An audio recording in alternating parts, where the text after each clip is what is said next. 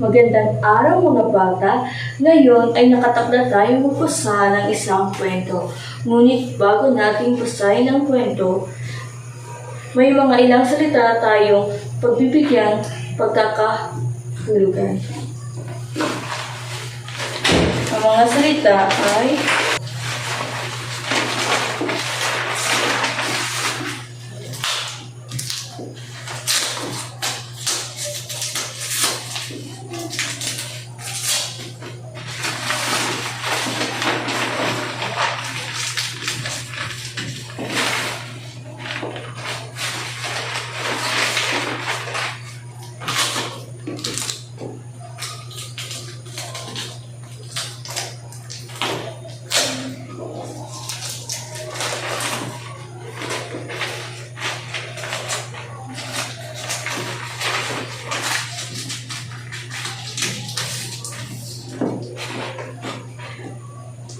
baryo, isang maliit na unit ng mga tao sa isang pook.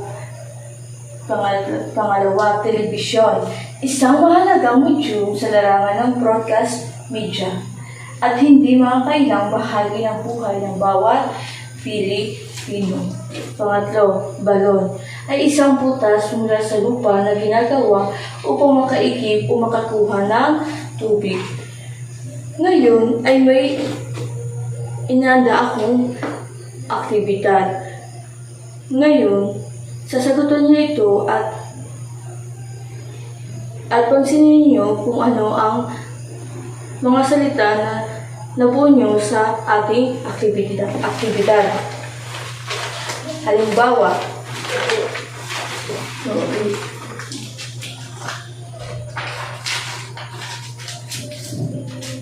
kan plus lila equals to kanlila.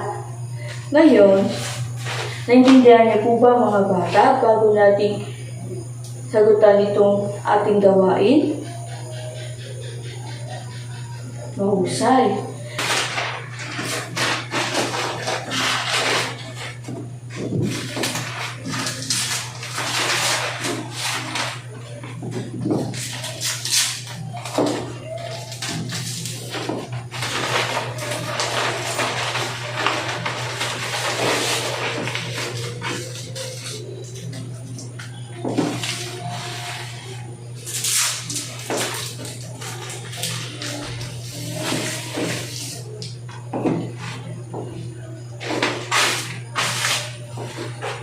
Na plus ka plus upo equals to pangalawa na plus hu plus gas. Pangatlo, na plus i plus ri equals to. Ngayon, bibigyan ko lamang kayo ng 10 minuto para tapusin ang aktibidad na ito o gawain. Tapos na po ba mga bata?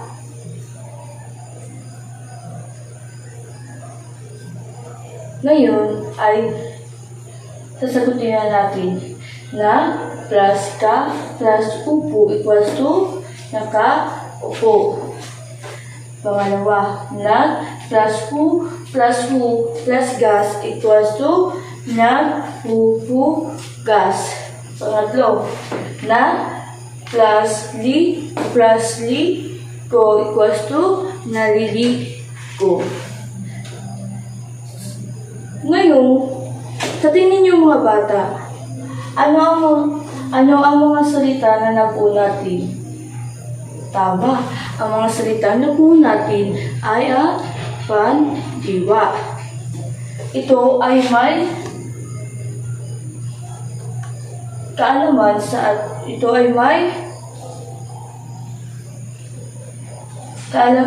sa ating leksyon. Ngayon ay magbabasa na tayo ng isang kwento. Pero isang paalala, bago natin simulan ang pagbabasa, kailangan ninyong makinig at maupo ng maayos.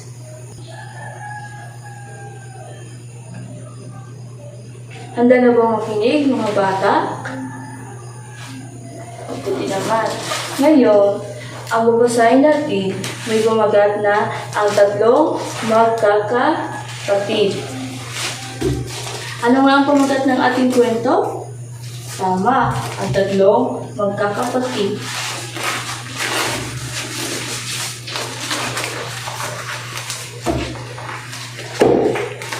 Sa baryong Puro ay may nakatirang mag-asawa na sina Linda at Juan. Sina Linda at Juan ay may tatlong anak na sina Maria, Nardo at Lito. Sino nga ang anak ni Linda at Lito? Sige, Jessa. Tama.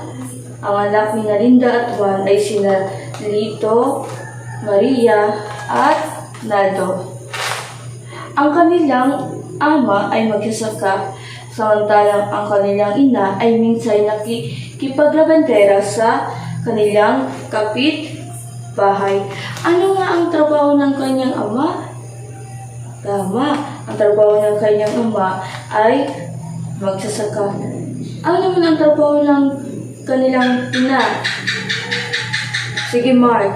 Tama, ang trabaho ng kanilang ina ay nagkikipaglabandera. Ang tatlong anak ay nag-aaral sa elementarya. Ang pangalan ng anak na si Maria ay nasa ika-6 na grado. Ang pangalawang anak na si Nardo ay nasa ika-4 na grado. Samantalang ang bunsong anak na si Lito ay nasa ika-3 baitang.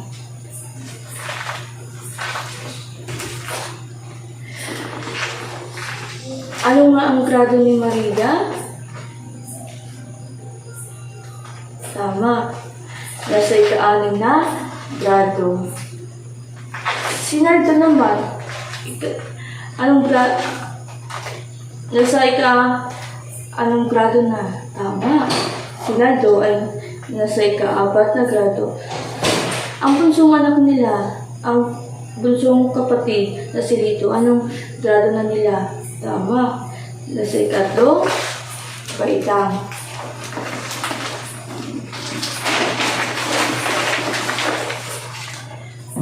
Tuwing Sabado at Linggo, ang magkakapatid ay tumutulong sa gawaing bahay. Pagkatapos silang gawin ang kanilang gawain, ay nag-aaral sila sa kanilang sala. Nagpapaturo si Lito sa kanyang ate na si Maria. Sa kanyang takdang aralin, si Nardo naman ay sumusulat. Tuwing Sabado at Linggo, ano ang ginagawa ng magkakapatid? Sige, Rhea. Tama. Ang magkakapatid ay tumutulong sa gawaing bahay. Si Lito ay likas sa kanyang pagiging masipag. Kahit hindi na siya utusan, ay kusa siyang gumagawa ng gawain sa loob ng tahanan. Paghugas ng pinggan at paglilinis ng kusina ang kanyang ginagawa kahit na siya ang bunso. Ano naman ang ginagawa ni Lito? Sige, Angelo.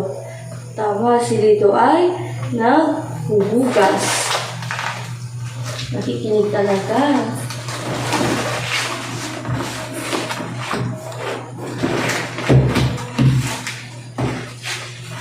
Samantala, ang kanyang ate, Maria, ay tinutulungan ang kanilang ina sa paglalaba. Dahil maya-maya ay aalis ang kanilang ina papunta sa bayan upang makipaglabandera sa kanyang pinagtatrabahuan. Ano naman ang ginagawa ni Maria? Tama, si Maria ay tumutulong sa kanyang ina na sa paglalaba. Si Nardo naman ay nag-iigib ng tubig sa balon. Pinupuno niya ang malaking drum upang may magamit sila sa pagliligo at paghuhugas ng mga pinggan. Upang pagdating ng kanilang magulang ay puno na ang drum. Sino na ang nag-iigib ng tubig?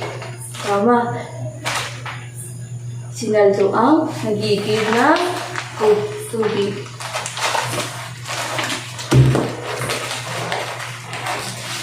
Ilang minuto na lamang ay magtatanghalian na, kaya naisipan ni Maria na magluto ng kanilang ulam upang pagdating ng kanilang magulang ay sabay-sabay na kumain. Sino ang nagluto ng kanilang tanghalian? Si Jake. Tama, si Maria ang nagluto ng kanilang tanghalian. Tuwing gabi ay nanonood sila ng telebisyon.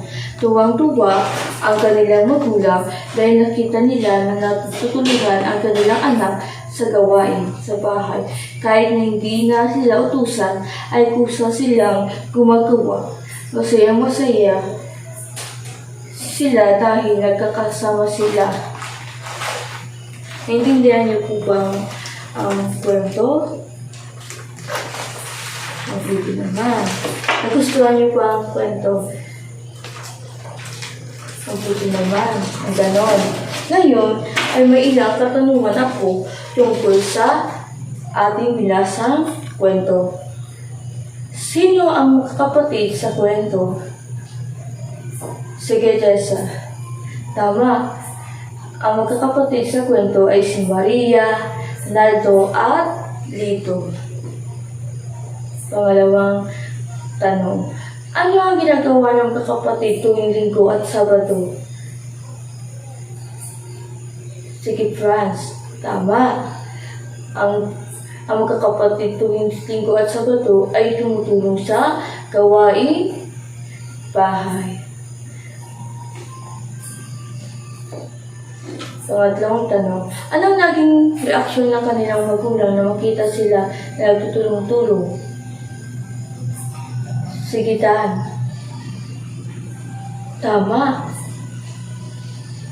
Naging masaya ang kanilang magulang at tuwang-tuwa sa kanilang anak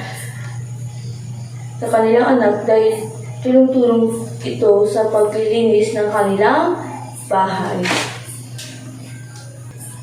Bakit mahalagang tumulong sa gawaing bahay? Sige, Jimboy. Tama. Mahalagang tumutulong tayo sa gawaing bahay upang pagtanda natin ay marunong na tayo sa gawaing bahay at hindi na tayo aasa sa ating magulang. Ang paggawa ng gawaing bahay ay minsan ay nakakatulong ito upang makapag-ehersisyo tayo at para na din mabawasan ang gawain ng ating magulang.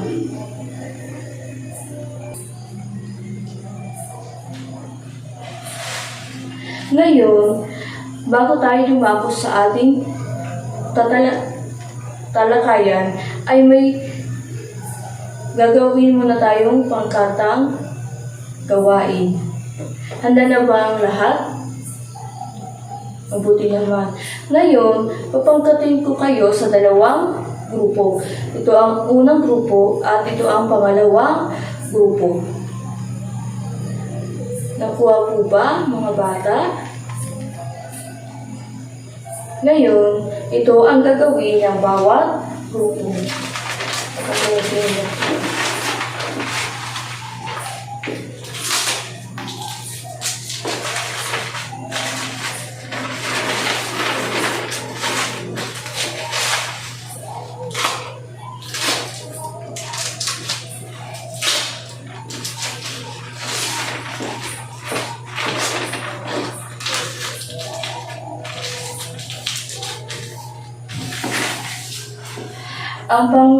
Ang unang grupo ay magtutula-tulaan kayo o role-play.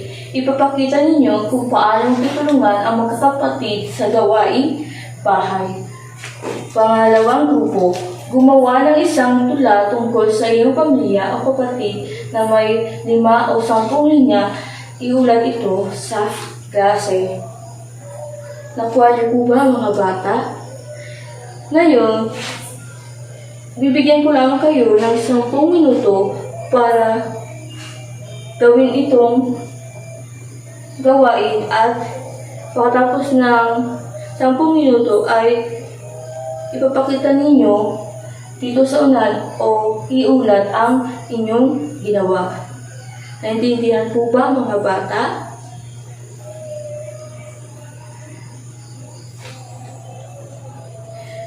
Ngayon, ito ang magiging batayan sa pagmamarka sa inyo.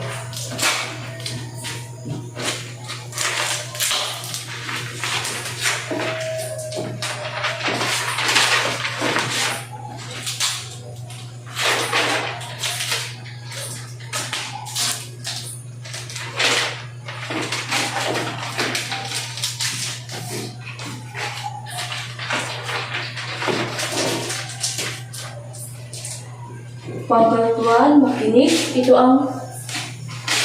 ang mamarkahan sa inyo. Presentasyon, pagkamalikhain, kooperasyon, takdang oras. Ang bawat isa ay may 5 puntos. Nakuha po ba ang unang grupo? Pangkatuan? Mabuti naman. Pangkatu, makinig kayo. Ito ang mamarkahan sa inyo. Nilalaman, pag-ulat, partisipasyon, takdang oras. Ito naman ay may 5 puntos. Magsimula na kayo sa inyong gagawin. Wala na lamang na may 10 minuto lang kayo para tapusin ang inyong gawain. Pagkatapos ay iulat ninyo ito sa unahan. Tapos na po ba mga bata? May 3 minuto na lang kayo para tapusin ang gawain. Tapos na ang oras na itinakda. Unang pangkat, pumunta na kayo dito sa unahan at ipakita ninyo ang role play na kung paano magtutulungan ang magkakapatid sa gawaing bahay. Palakpakan natin ang unang grupo bago sila magsimula sa pag-presentar.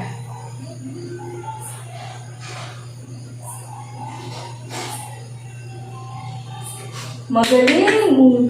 Pangkatuan. Mahusay. Pangkatu, kayo naman. Pumunta na kayo sa unahan.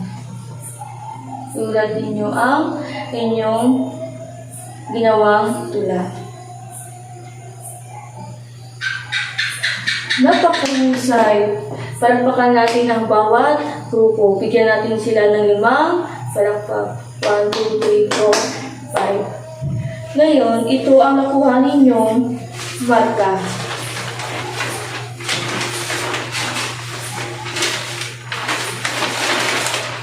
Magaling yung mga kulto.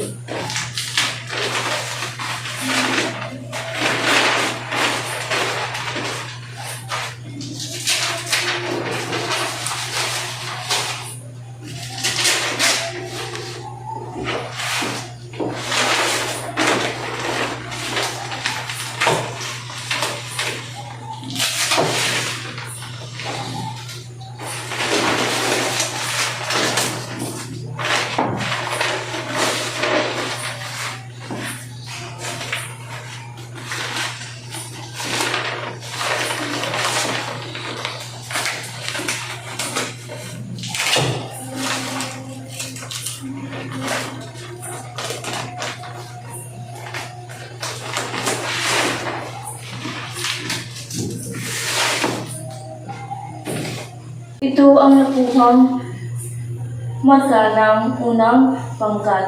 Presentasyon, nakakuha sila ng apat na puntos. Bilangin natin, 1, 2, 3, 4. Pangalawa, pagkamalikhain, nakakuha sila ng 5 puntos. Bilangin natin, 1, 2, 3, 4, 5. Kooperasyon, nakatatlo lamang sila. 1, 2, 3. Takdang oras, nakatatlo din silang nakuhang marka. Bilangin natin kung ilan ang nakuha nila. 1, 2, 3, 4, 5, 6, 7, 8, 9, 10, 11, 12, 13, 14, 15. Ang unang pangkat ay nakakuha ng 15 puntos. Tingnan natin ang pangalawang grupo. Nilalaman, nakakuha sila ng 4 na puntos. Bilangin natin, 1, 2, 3, 4, 5. Pag-uulat, nakatatlo silang puntos. Bilangin natin, 1, 2, 3. Partisipasyon, nakadalawa lamang sila. 1, bilangin natin, 1, 2. Takdang oras, 2 rin ang nakuha nilang puntos. Bilangin natin, 1, 2. Lahat, bilangin natin kung ilang nakuha nilang puntos. 1, 2, 3, 4, 5, 6, 7, 8, 9, 10, 11, 12. Ang pangkat dalawa ay nakakuha ng 12 o nakakuha sila ng 12 puntos. So, ang nakakuha ng maraming puntos ay pangkat 1. So, palakpakan natin ang unang grupo o pangkat 1. Bigyan natin sila ng 5 palakpak. 1, 2, 3, 4, 5. Ngayon, ay may hinanda akong mga tanggalin ko.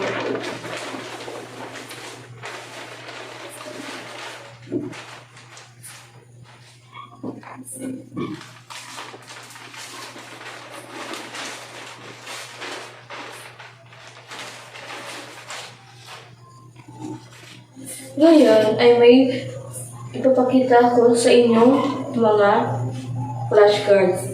Babasahin natin ito. Madali lamang po.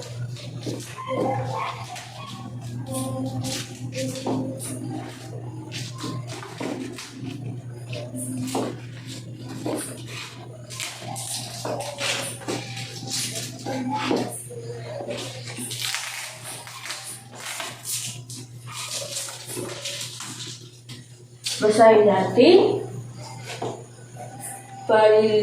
Paliligo, paghuhugas, paglilinis, at paglalaba.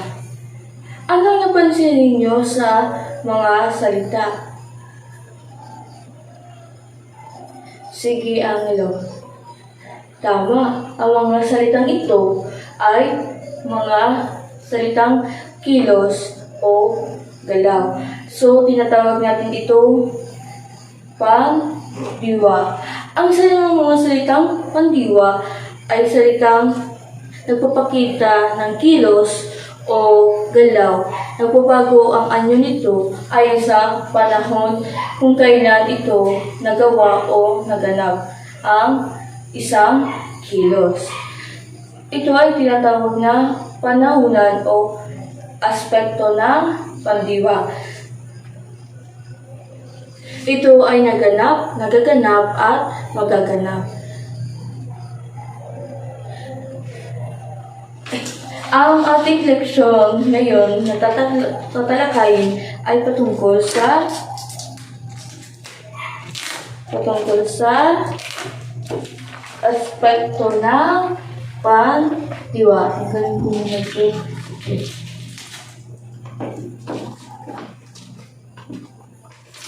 Aspekto ng pandiwa.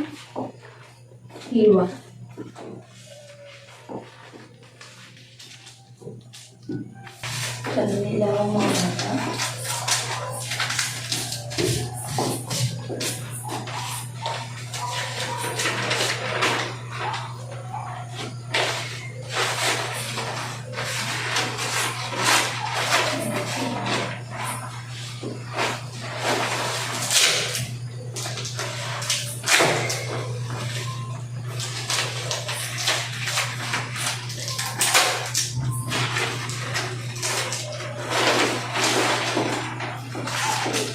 Sa aspektong naganap, isingit ang sa gitna ng unang pantig kung nagsisimula sa patinig. Ang pandiwang ilagay ang sa unahan nito. Ano nga ang mga patinig? Kung natatandaan pa? Sige, Janice. Tama, ang mga patinig ay A, I, I, O, U. Halimbawa, lumapit. Nasaan ang nito? Tama, nasa gitna. Pangalawang halimbawa, umawit. Bakit nasa naman ang Sige, Rhea. Tama. Kasi, ang awit ay nagsisimula sa patinig. Nakalagay kasi dito, kapag nagsisimula sa patinig, ang pandiwa ilalagay ang sa unahan. So, umawit. Naintindihan po ba, mga bata? Ngayon, sino makapagbigay ng halimbawa sa akin ng mga panlabing banghay sa Sige, Dalin. Sumayaw. Tama. Very good, Dalin. Ngayon, lumako tayo sa aspekto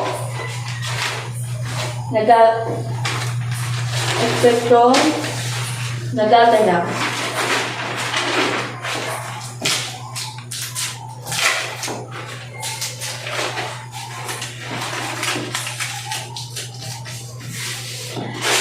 Aspektong nagaganap, ulitin ang unang pantig ng salitang ugat at isingit ang sa gitna nito.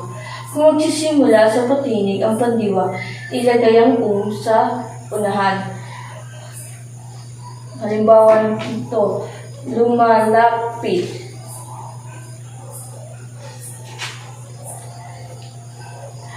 Ang ay nasa gitna kasi hindi siya patinig. Lalagay lang tayo ng kapag ang salita ay nagsisimula o ang pandiwa ay nagsisimula sa patinig. Halimbawa nito, awit. Nilagay natin ang sa unahan kasi ang awit nagsisimula sa patinig. So, umaawit. Nakuha po ba mga bata? Ngayon, ay lumako na tayo sa aspektong magaganap.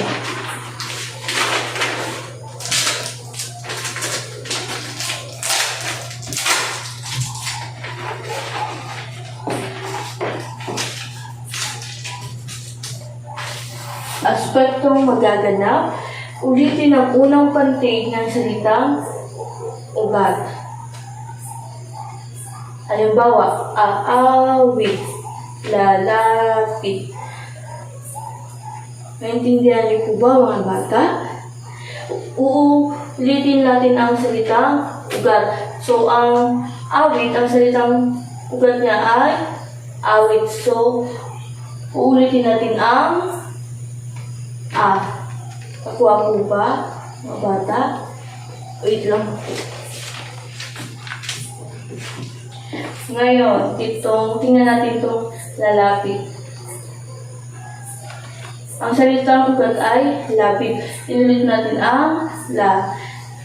Ngayon, sino ang makapagbigay ng halimbawa na aspektong magaganap? Sige, Roslyn. Very tama, Roslyn. Ang halimbawa ni Roslyn ay sasayaw. Sa tingin niyo mga bata, tama po ba si Roslyn?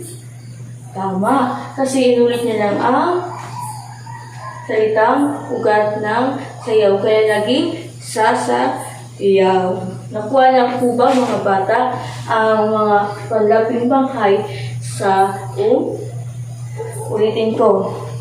Sa aspektong nataganap, dito kapag patinig ang salitang pandiwa, wait lang po.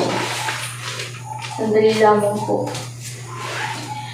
Dito, sa aspektong naganap, kapag ang pandiwa ay nagsisimula sa patinig, lalagay natin ng sa unahan. Pero kung hindi naman, lalagay natin ng sa gitna.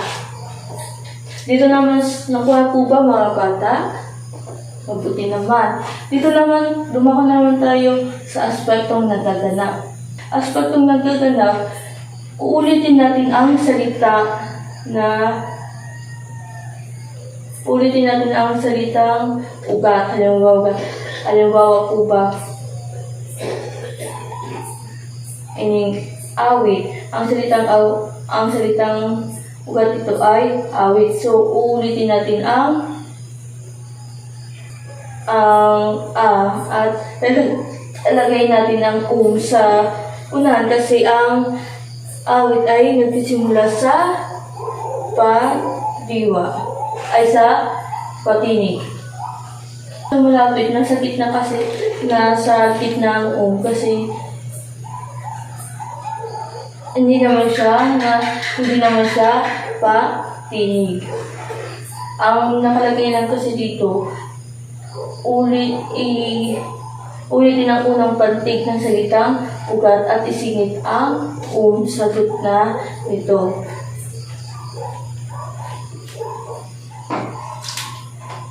Dito, inulit natin ang la, tapos salitang ugat at inulit natin ang la.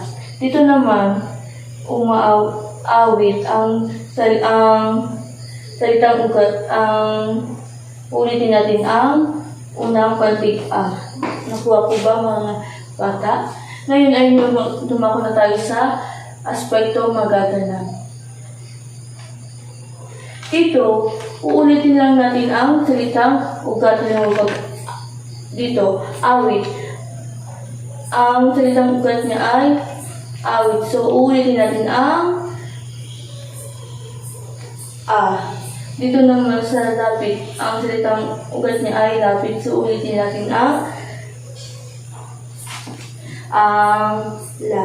Nakuha po ba mga bata? Nandun lang po.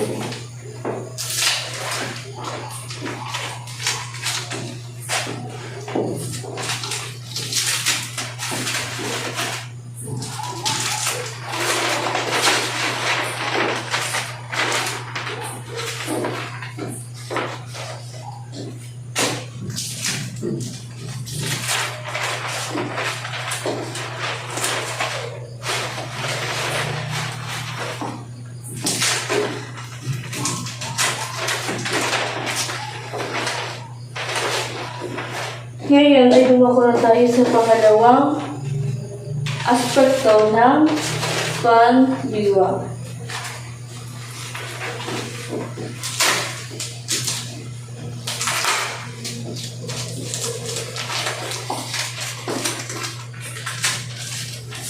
Mga panlaping banghay sa nag, at na. Ngayon ay bibigyan ko kayo ng halimbawa. Una natin halimbawa, aspektong aspektong naganap.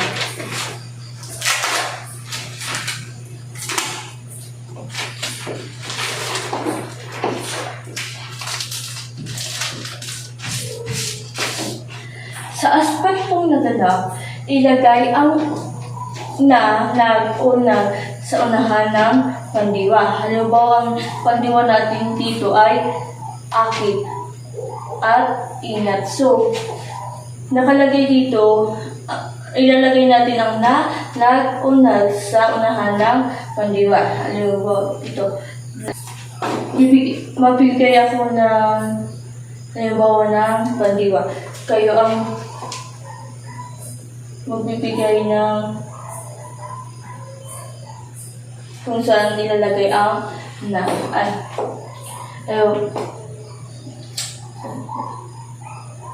Aspektong naganap. Ilagay ang nag-una sa unahan ng pandiwa. Halimbawa, naakit, nag-iingat. Ang pandiwa dito ay akit, kaya lalagyan natin ng nasa unahan, kaya naging naakit. Pangalawa, ang pandiwa dito ay ingat, kaya naging nag-ingat kasi nilagay natin ng nag sa unahan. So, sino makapagbigay sa akin ng halimbawa? Sige, Rosel. Tama, naglalaro.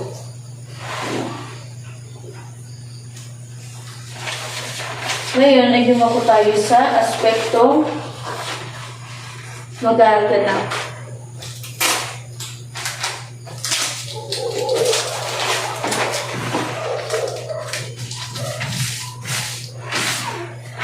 Sa aspektong magaganap, ilagay ang mag-umang sa unahan ng pandiwa at ulitin ang unang pantig ng salitang ugat. Halimbawa, maakit, mag-iingat. Dito, nilagay natin ang ma sa unahan at inulit natin ang unang pantig ng salitang ugat. Dito, ang salitang ugat ay akit. Pangalawa, mag-iingat. Nilagay natin ang mag sa unahan at inulit natin ang salitang ugat ng ingat. Ang salitang ugat dito ay ingat. Inulit natin ang unang pantig nito. Nakuha po ba mga bata? Okay. Ngayon, lumako tayo sa aspekto nagaganap.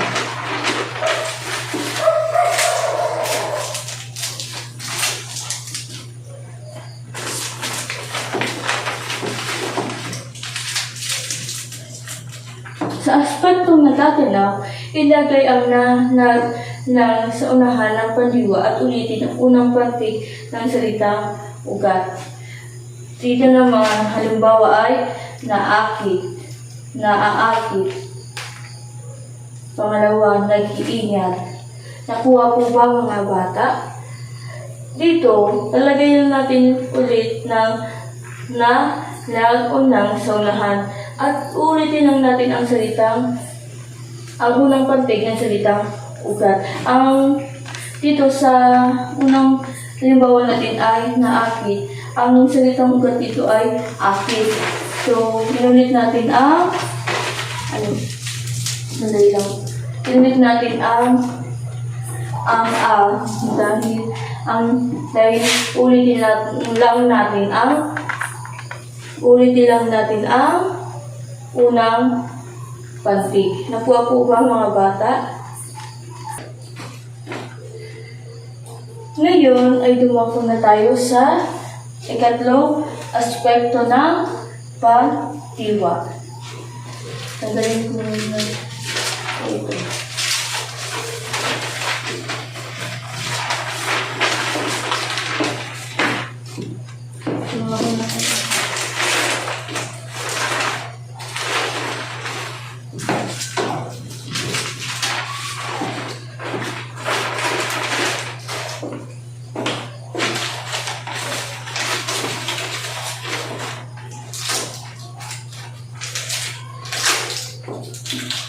Ang pangatlong aspekto ng pandiwa ay ang mga panlaping panghay sa I, an, han, in, o, hin. Ngayon ay unahin natin talakayin ang aspektong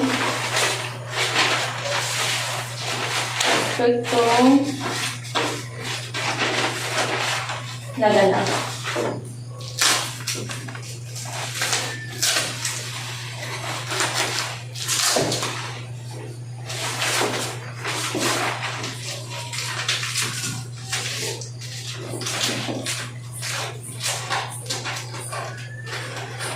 Aspektong naganap. Ilagay ang in sa gitna ng unang pantig kung nagsisimula sa patinig ang pandiwa. Ilagay ang in sa unahan. Halimbawa dito sa sinabi.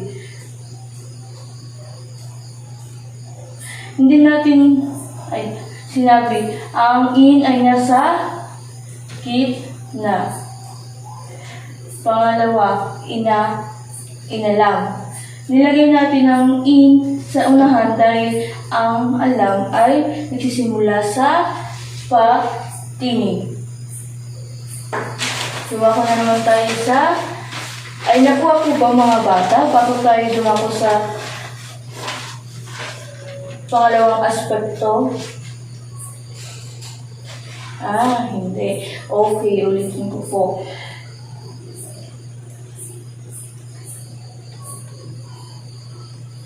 Lalagay natin ang in sa gitna kung hindi siya patinig.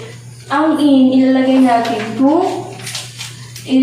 ng in sa unahan kung ang salitang ugat ay nagsisimula sa patinig. Ano nga ulit ang mga patinig? Sige, Ara. Tama, ang mga patinig ay nagsisimula sa a, i, oo. So, dito sa alam, saan siya nagsisimula? Tama, sa a. Nakuha na po ba mga bata? Ngayon ay dumanak na tayo sa pangalawang aspekto. Ang aspektong magaganap.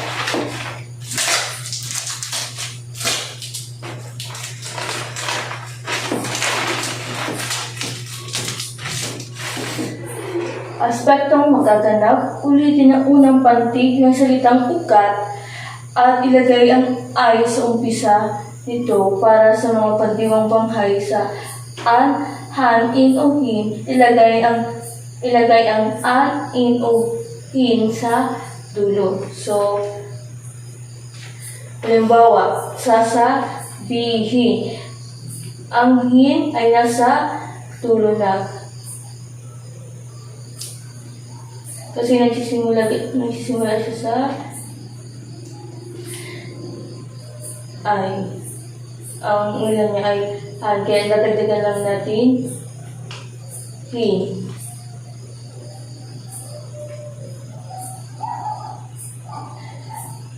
Pangalawa, aalamin. Ilalagay natin yung in sa ulihan. Pangatlong aspekto. Ang salitang nagaganap.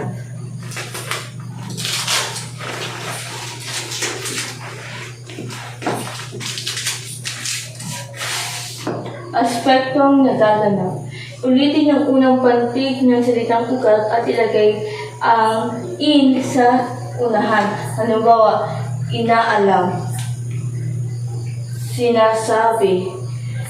Dito, ang salitang ugat ay alam. At inulit natin ang unang pantig niya. Kaya tapos, nilagay natin ang in sa unahan. Kaya naging inaalam. Pangalawa, sinasabi. Ang in ay nasa unahan din, pero nilagyan natin ng S. Kasi hindi naman siya pakinig. Kaya nasa pangalawa siya, nilagay natin. Pero hindi naman kasi natin sasabihin na ina sabi. Kaya inulit natin ang unang pantig at saka natin nilagay ang salitang ugat dito ay sabi. And then nilagay natin ang unang pantig niya sa unahan at nilagdag natin ang in. Kaya naging sinasabi. Nakuha po ba mga bata? O nakakalito? Ulitin natin. Dito, ang salitang ugat niya ay alam. Inulit natin ang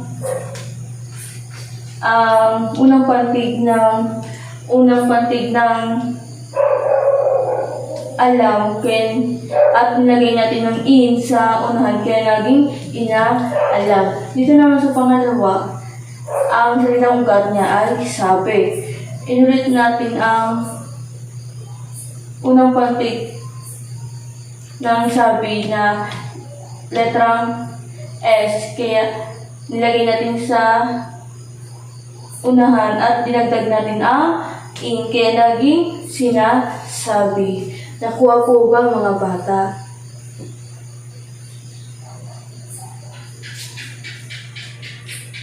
Mabuti naman. Ngayon ay tanggalin ko na po ito. At may mga katanungan ako na ibibigay o tatanungin ko kayo kung ano ang natutunan ninyo sa ating talakayan ngayon.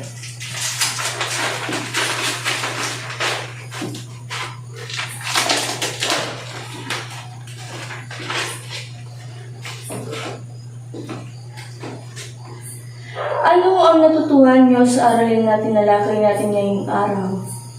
Yes, Julie. Sige, Julie. Tama, Julie. Dapat tayong maging responsableng anak sa ating magulang kahit hindi tayo utusan. Kailangan nating tulungan sila sa mga gawaing bahay.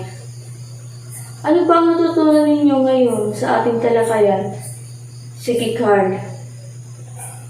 Mahusay, Carl. Natutunan mo ang tatlong aspekto ng pandiwa. Ano nga ang tatlong aspekto ng pandiwa?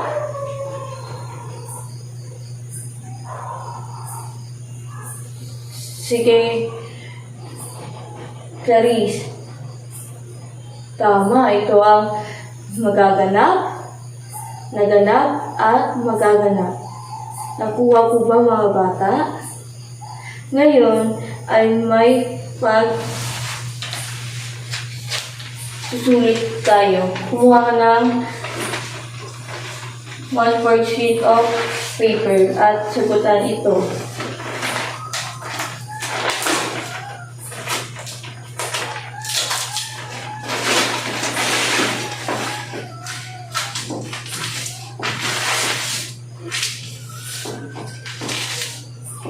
Paano to? Magsulat o bumuo ng pangungusap gamit ang pandiwa at ang aspekto ng pandiwa. Panahon ng nagaganap, panahon ng nagaganap, at panahon ng magaganap. Bibigyan ko lamang kayo ng 10 minuto para tapusin ang ating pagsusulit.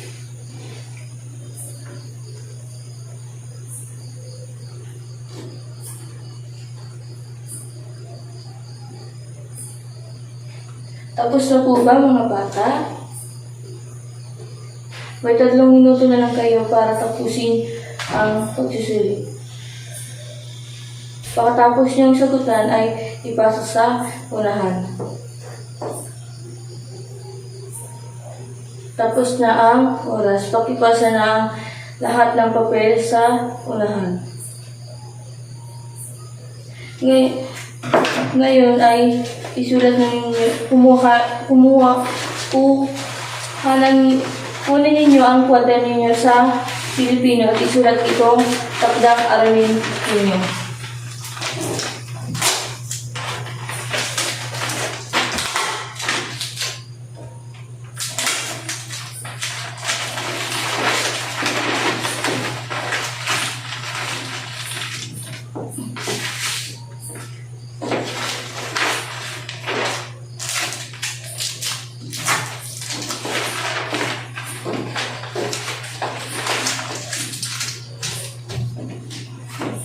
Takdang aralin, isulat sa linya ang hinihinging mga aspekto ng mga pandiwa.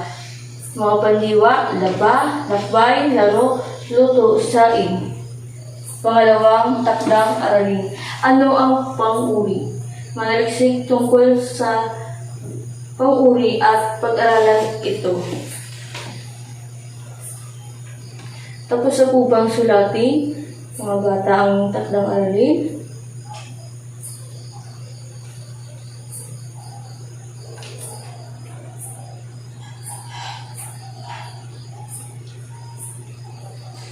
Mahusay. Maraming salamat sa inyong pakikinig at partisipasyon sa ating talakayan ngayon.